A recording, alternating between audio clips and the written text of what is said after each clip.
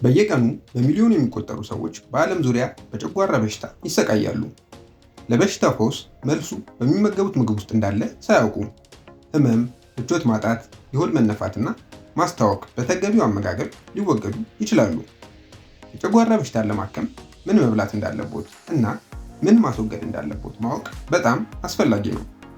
ስለዚህ ዛሬ በዚህ ቪዲዮ የጨጓራ በሽታን በተፈጥሮና በውጤታማነት ለማከም ምን አይነት ምግቦችን ማስወገድ እንዳለቦት፣ ምን አይነት ምግቦችን መመገብ እንዳለቦትና ምን አይነት ተጨማሪ ንጥረ ምግቦች ወይም ሰፕሊመንቶችን መውሰድ እንዳለቦ እነግሮታለሁ። ሰላም፣ ዶክተር ትንሳኤ ነኝ። ለቻናሌ አዲስ ከሆኑ ሰብስክራይብ ማድረግዎንና የደወል ምልክቷን መጫንዎን አይርሱ። አዳዲስ ቪዲዮዎችን ለመመልከት የመጀመሪያው ለመሆን ማለት ነው። የጨጓራ በሽታ የሆድ የውስጠኛው ሽፋን መቆጣት ነው። እንደ ሰውና እንደ ሁኔታው ክብደት የተለያየ ምልክቶች ሊኖሩት ይችላል። ለምሳሌ ህመም፣ ማቅለሽለሽ፣ ማስታወክ፣ ቁርጠት፣ የምግብ ፍላጎት ማጣትና የምግብ አለመፈጨትን ያካትት ይችላል።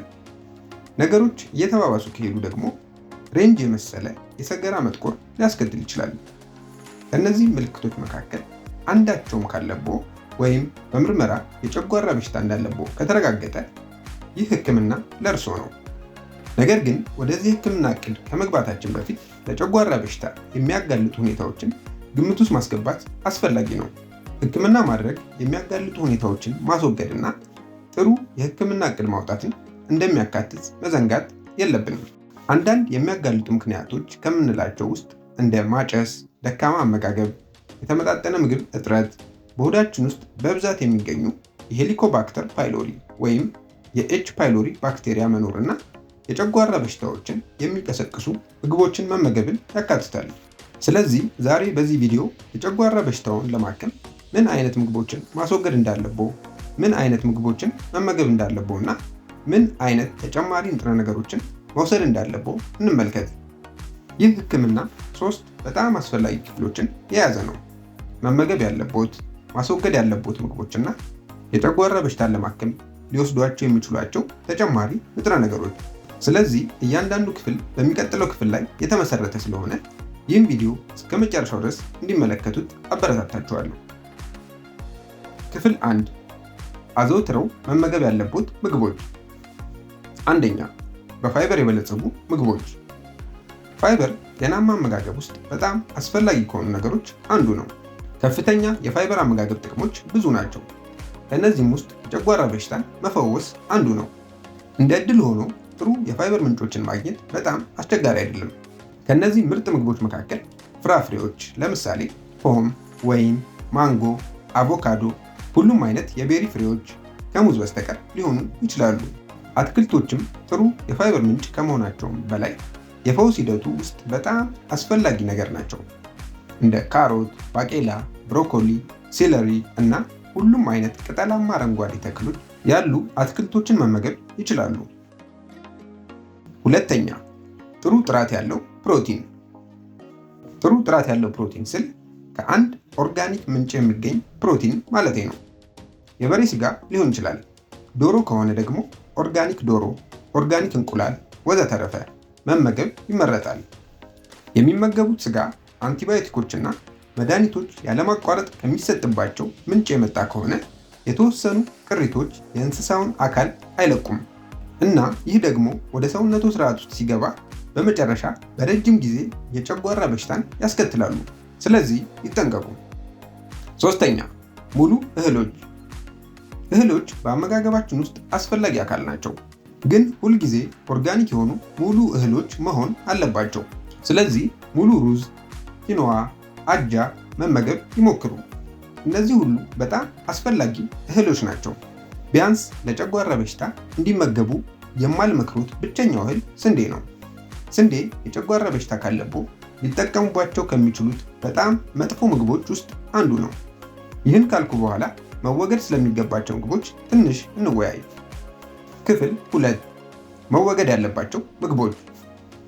የዚህ የህክምና እቅድ ክፍል በጨጓራ በሽታ ለሚሰቃይ ለማንኛውም ሰው እጅግ በጣም አስፈላጊ ነው። ስለዚህ ለምጠቅሳቸው ምግቦች በሙሉ ትኩረት ይስጡ። እነዚህ ምግቦች በሽታውን ሊቀሰቅሱ ይችላሉ። አንደኛ፣ ቡና። የጨጓራ በሽታ ያለባቸው ብዙ ሰዎች ብዙ ቡና ይጠጣሉ። ቡና በየቀኑ ይጠጣሉ። ይህ ደግሞ ምልክታቸውን ሊያባብሰው እንደሚችል አይገነዘቡም። ቡና በተለምዶ የጨጓራ በሽታን አያመጣም፣ ነገር ግን ለማከም በጣም አስቸጋሪ ያደርገዋል። ቡና ካፊን የሌለው ቢሆንም ምንም ለውጥ አያመጣም። ቡና በተፈጥሮ አሲዳማ ምግብ ነው፣ ስለዚህ የማቃጠል ስሜትን ሊጨምር ይችላል። ቡና መጠጣት ካልቻልኩ በምትኩ ምን መጠጣት እችላለሁ ብለው ሊጠይቁ ይችላሉ።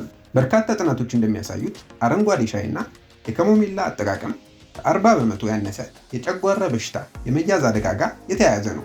ምክንያቱም ሁለቱም እነዚህ እፅዋቶች ጸረ ብግነት ባህሪያት አላቸው። ስለዚህ ከነዚህ ውስጥ ማንኛቸውም ሁለቱንም መጠቀም ይቻላል። ሁለተኛ፣ እህሎችና ስንዴ።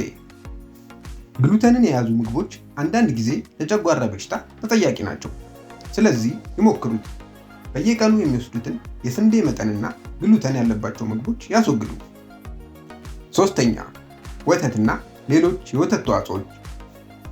ከጥንት ጀምሮ ሐኪሞች የጨጓራና የአልሰር በሽታ ያለባቸው ሰዎች በአሲድ ላይ ያለውን ተጽዕኖ ለማገድ እና በሆድ ውስጥ የአሲድ ምርትን ለመቀነስ ወተት እንዲጠጡ ይነግሯችሁ ነበር። ነገር ግን በአሁኑ ጊዜ ከሚያስነሱት ምክንያቶች አንዱ እንደሆነ ይታወቃል። ወተትና የወተት ተዋጽኦች የቫስ ምርት እንዲለቀቅ ያነሳሳሉ። ይህ ደግሞ የጨጓራ ምልክቶችን ሊያባብስ ይችላል። ስለዚህ ራስዎን እንዲፈትሹ እመክሮታለሁ። የወተት ተዋጽኦች በሰውነቶ ላይ ያለውን ምላሽ ለማየት ሞክሩ። እንዲሁም የጨጓራ በሽታውን የሚቀሰቅሱትን ምግቦች በማስተዋል ለማስወገድ ይሞክሩ።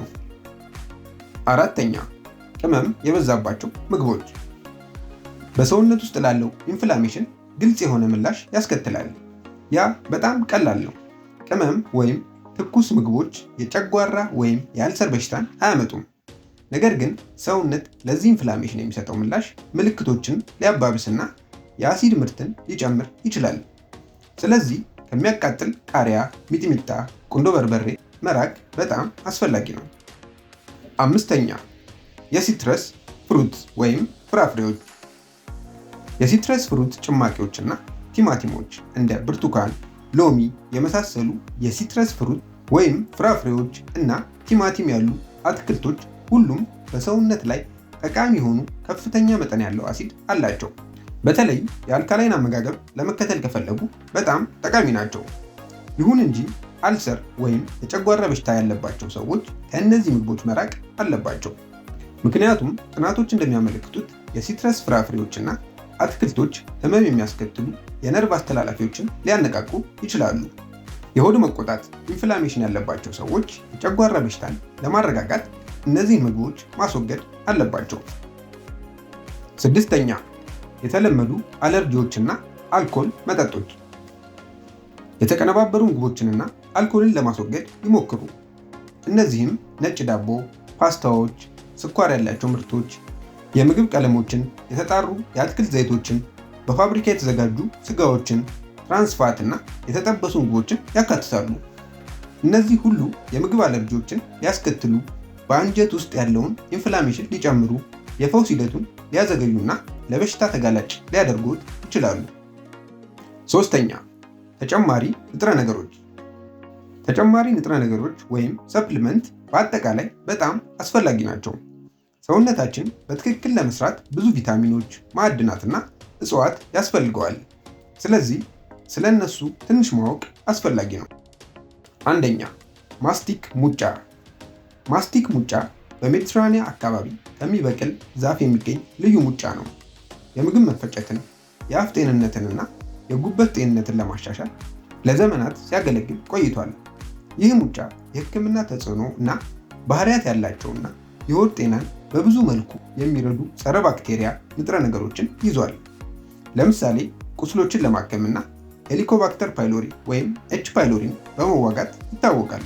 ይህ ባክቴሪያ በብዙ አጋጣሚዎች የጨጓራ በሽታን የሚያመጣ ሲሆን ለዚህ አገልግሎት በጣም የተለየ ሊሆን ይችላል። አልፎ ተርፎም የጉበት ጤናን ሊያሳድግ ይችላል።